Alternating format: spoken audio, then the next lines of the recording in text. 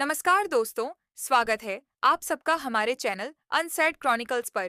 यहाँ आपको मिलेंगी नई और रोचक कहानियाँ। आज हम लेके आए हैं अनिका और रोहित की लव स्टोरी का सीजन 3।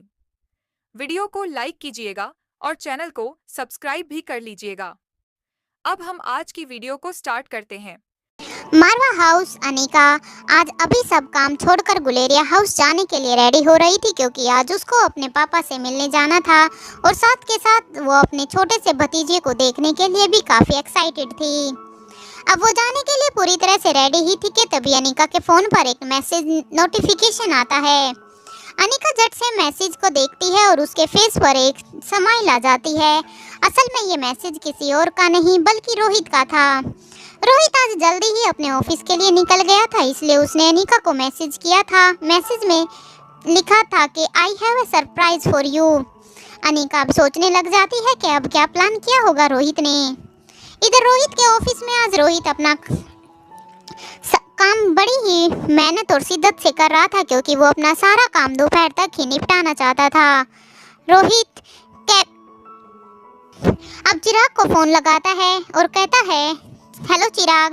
दूसरी तरफ से चिराग फोन को उठाता है और चिराग कहता है यस सर बोलिए। रोहित कहता है कम इन माय कैबिन, मेरे कैबिन में जल्दी आओ, मुझे कुछ जरूरी बात करनी है।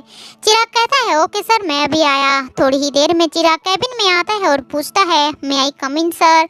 रोहित चिराग को बिना देखे ही उसकी तरफ कहता है यस कम इन। अब चिराग कहता है आपने मुझे बुलाया है सर, क्या बात है। रोहित कहता है मेरी आज दोपहर के बाद मेरी जितनी भी मीटिंग है उन सबको कैंसिल कर दो। चिराग कहता है बट सर। इससे पहले चिराग अपनी बात पूरी कर पाता उससे पहले ही रोहित ने चिराग को बोला मैंने जो कहा है वो करो Chirag, and one more thing. Rohit अब चिराग को कुछ कहता है, चिराग भी ओके सर कहकर वहां से चला जाता है। इधर दमयंती के किले में दमयंती अपने पश्चाताप में जल रही थी। वो किसी न किसी तरह अपने इस गिल्ट को कम करना चाहती थी। दमयंती देवी कभी इधर जा रही थी तो कभी उधर जा रही थी। ऐसे ही इधर उधर होते हुए उसको सुबह से दोपहर हो चली है, लेकिन अभी तक वो किसी भी कंक्लूजन पर नहीं पहुंच पाई थी। आखिरकार दमयंती देवी अब एक कंक्लूजन पर पहुंचती है कि उसको करना क्या है। सडनली वो अब एक स्त्री को बुलाती है और किसी को अपना मैसेज सेंड करने के लिए कहती है कि उनको बोलना मैं उनसे मिलना चाहती हूँ। इधर गुलेरिया हाउस में भी सब काफी खुशी थे, क्योंकि अनिका आज मिलने आ रही थी। नंदनी ने आज किचन का काम सारा खुद ही संभाला हुआ था। उसने सब कुछ आज अनिका के पसंद का बनवाया हुआ था। आखिरकार हो भी क्यों नहीं, क्योंकि अनिका थी भी तो गुलेरिया फैमिली की इकलौती बेटी। करण के मन में भी अभी कुछ और ही उथल पुथल चली हुई थी। जहां पर आज सब कुछ से खुश थे, वहीं करण को एक अलग ही दुनिया में थे। आज करण कुछ टेंशन में नजर आ रहे थे। वो एक ही असमंजस में थे कि अनिका से बात कर लूं या ना करूं।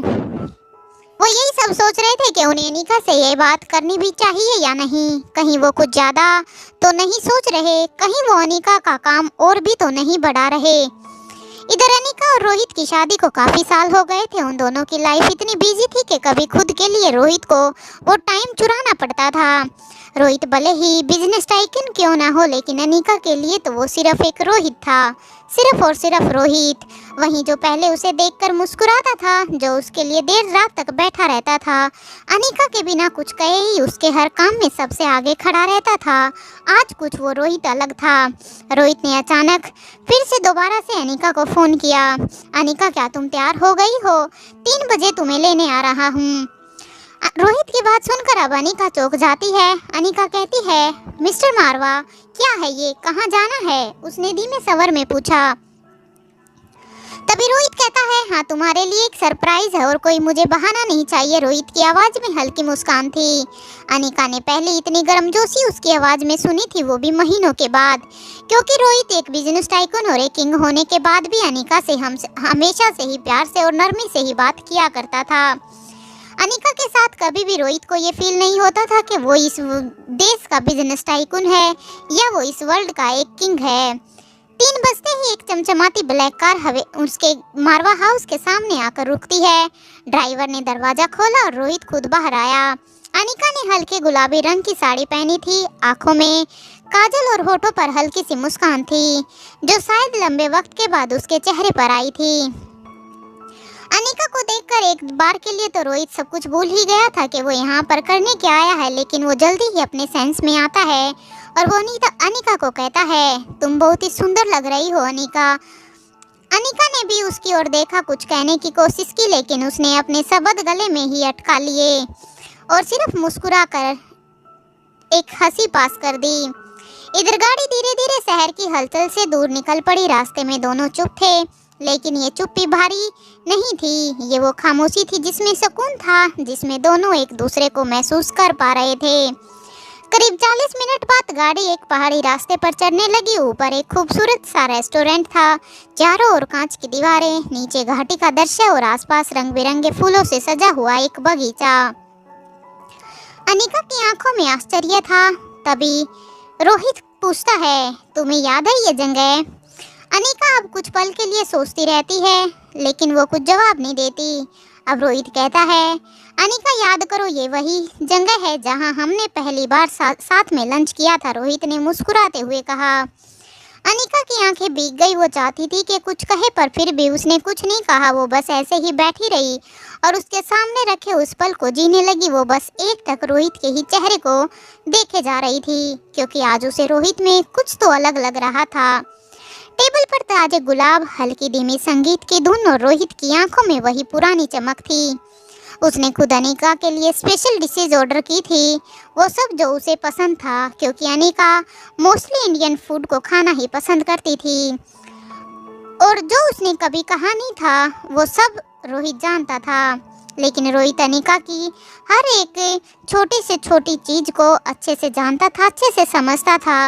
और अब वो अनिका से कहता है, तुम सोचती हो मैं नहीं समझता, लेकिन तभी अनिका उसकी ओर देखती है। फिर से रोहित कहता है, मुझे पता है तुम अपनी हर बात को तुम अपने हर इमोशंस को एक्सप्रेस नहीं कर पाती हो, तुम्हें इतना ज़्यादा बोलना पसंद भी नहीं है, पर तुम्हारी आंखें बहुत कुछ कहती है और मैं हर बात तुम्हारी ही आंखों में ही पढ़ लेता हूँ।